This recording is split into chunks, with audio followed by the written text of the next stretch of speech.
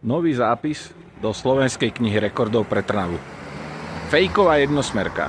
Pozrite sa, zákaz odbočenia doľava. Vyzerá to ako jednosmerka.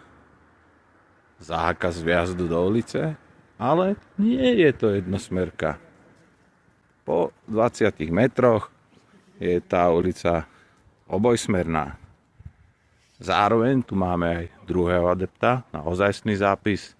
A to je jednosmerka v dĺžke 10 metrov. Takto. To je ozaj super.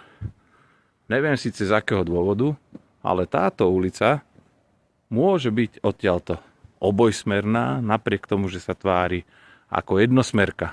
Majú tu vodiči prednosť v jazde, dokonca majú vyhradené státe po jednej strane. Toto nebolo možné na žiadnej inej ulici.